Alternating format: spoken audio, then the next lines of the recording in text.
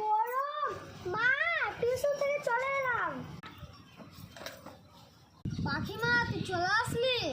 পাখিমা, গরমের মধ্যে এলি, নে তরমুজটা খেয়ে নে। ও মা, দেখছি সুমিও এসেছে। থাম মা, সুমির জন্য তরমুজ আনি। এই নে, খেয়ে নে দু বান্ধবী। খানা সুমি, খানা। সুমি, খানা। লজ্জা করছিস কেন?